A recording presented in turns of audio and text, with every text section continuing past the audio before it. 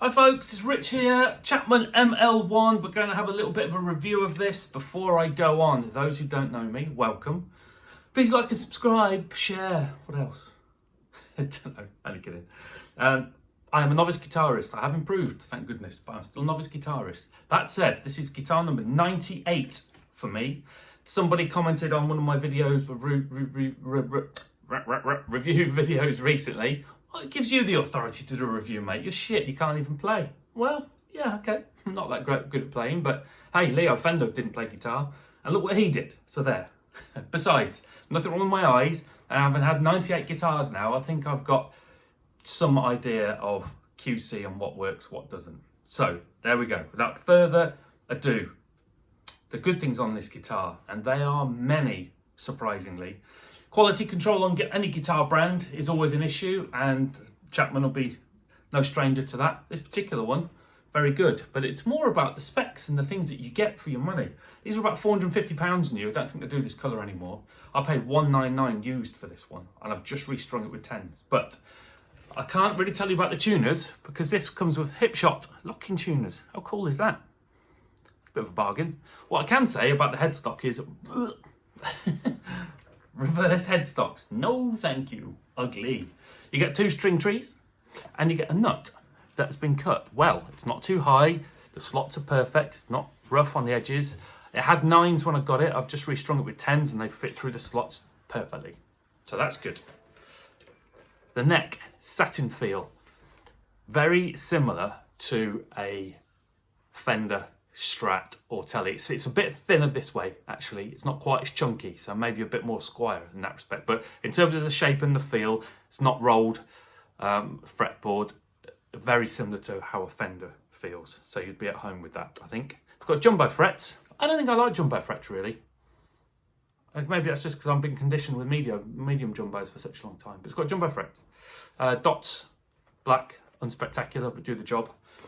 Some nice bits. Scoop here and access joint.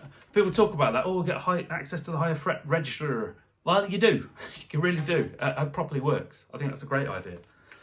Belly cut, as you'd imagine. Body, not too thick, not too thin. It weighs about 3 kilos as well, or just under. It's about six and a bit pounds. About 6.5 pounds. So it's nice and light. So that's great. This reveal binding, I think, looks super pretty. Do like that. Underneath here, you have got a big, fat, thick brass block. I can't be asked to take that off again and show you. I put the trem down, so I had to take it off and use the springs and tighten them in. Behind here is the tidiest wiring I've ever seen. Full-size pots. The cavity is shielded, and even the back of the plastic is shielded. So that's brilliant. The jack socket, metal and feels sturdy. Loving that. When we go to the top of the guitar, 2-point trem, and check this out. Push in. I'm not using the trem, I'm not a trem guy, but there's a little grub screw here so you can tighten it up as well. Push in. Brass saddles. Volume and tone, 5-way switch, which feels good as well. I like that. So, what else? Oh, and the last thing that impressed me is the strap buttons. They are quite big. Obviously they're not locking, but I think, you know, your strap would struggle to fall off that, even with a big belly pushing and stretching, pushing the guitar out. And the neck pocket is really nice and tight, and there are no finish flaws on it. It's just a genuinely well put together guitar. The only thing for me, and I've said this before, I don't like the way the pickups, Ibanez do this as well, and some other brands show a bit of the soldering, and then you can see just around underneath here where the routing is, it looks a touch untidy. I prefer guitars where they actually fill in the gap properly. So, everything good apart from the ugly headstock. It's a tiny bit out of tune. Yeah, I'm gonna have to just live with that. The strings stretch them a little bit, but they're still bedding in. So, I've got a Blackstar ID Core 10 watt V2 amp here. This is on the clean channel, and there is no delay and no reverb. So, just gonna get Now, this for me is where the guitar goes a bit wrong. And this is a very personal preference. These pickups sound quite trebly and pretty thin to me. So that's not what I would be after in a guitar with single coils. So we'll just have a quick run through. So I've got the volume about half, and I've got the tone right up.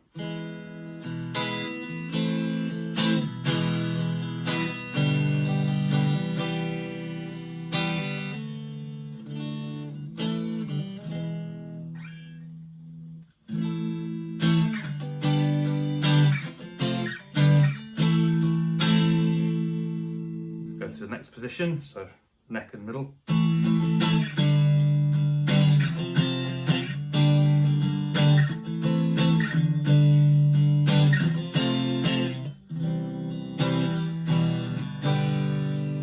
Middle.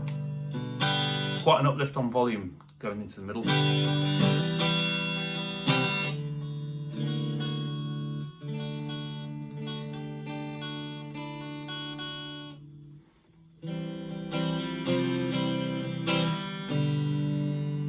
Tell I don't play chords often enough.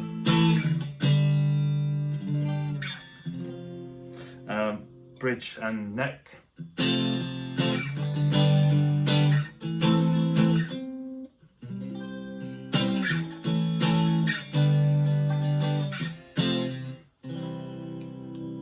And then the bridge itself.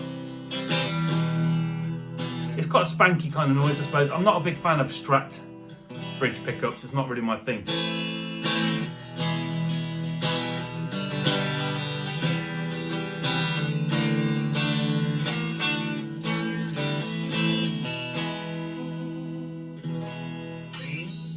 One thing I was a stickler for, sorry that was terrible playing, I'm warmed up this morning, is the tone knob. Is tone knob effective? I hate guitars where it's just a bit on or off. So right, it's right at the top now. I'm going to roll it off for about a third.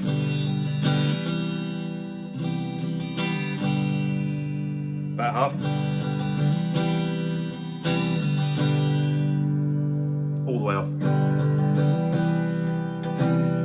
Let's go down to the bridge. Back up.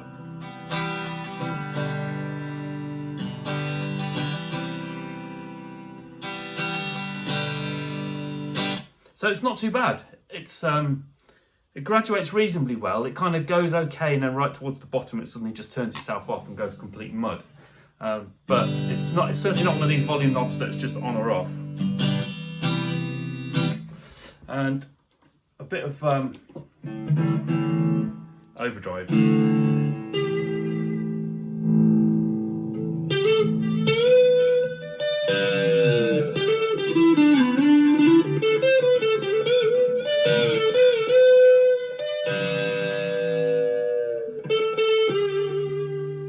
It's on the neck. Just roll the volume off a little bit.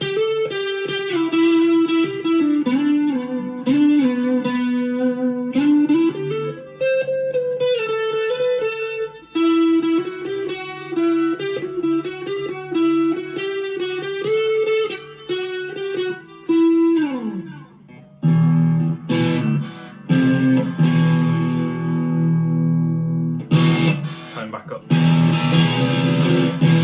One thing that does do well, which all guitars should really, is that obviously the higher the volume, the more sort of overdriven it sounds. It goes a bit cleaner when you take it down, which I approve of. I think that's a good.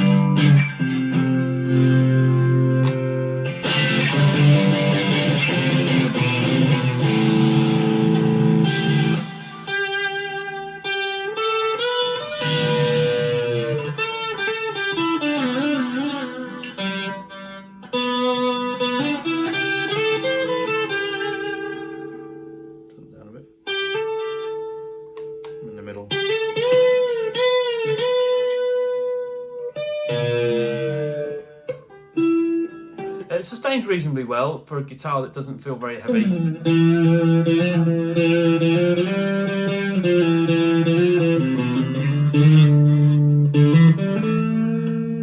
Sorry, terrible playing. I'll post a couple of videos on it before it gets sold. Playing to some backing tracks with some different tones when I'm a bit more warmed up.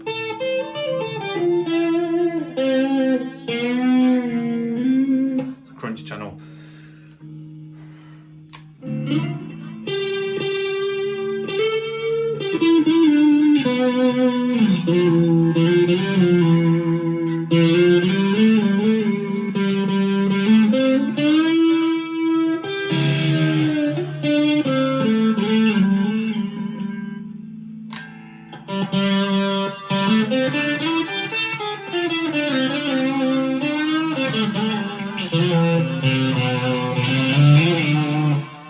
Anyway, so yeah, just to give you a quick impression then really, I suppose, on this, I would say the build quality has surprised me. It's better than I thought it was going to be. The specs and the things that you get, got loads of really, really good, decent usable features. So I think for the money, you'd struggle to get those features on another guitar, unless it's a high-end, say Harley Benton, for example. But in terms of a more, branded, so a bit more premium type guitar, you get lots of stuff for your money. It's light, which will appeal to a lot of people. It's super comfortable to play. The neck doesn't feel, it's not the fastest kind of neck. I don't think it's designed for that though anyway, really. But the neck is nice. I like that, it's good. But the pickups, depending on what your preference is, like I say, I think these sound just a bit thin. They remind me actually a lot of my Squier standard Strat I had some time ago. So that's not for me. I prefer even though the single coils to sound a little bit warmer and a little bit thicker, I think. But yes, would I buy one of these brand new if I didn't mind the headstock for 450 quid? And I wanted this type of guitar, I probably would, actually. I probably would. Because that's, based on today's prices, that's about £100 to £150 less than a Mexican Strat. And it's only a little bit more than a Squier, sort of similar to some Squiers. So yeah, I think it is worth it. Anyway, that's it. Any questions, please let me know. Be good to hear from you. And thanks to some of the new recent subscribers, much appreciated. And thanks for the comments from everybody. The subscriber count has gone up to 400 and a bit, which is crazy for just a regular douchebag. So thanks very much. We'll see you for some tunes on the next one.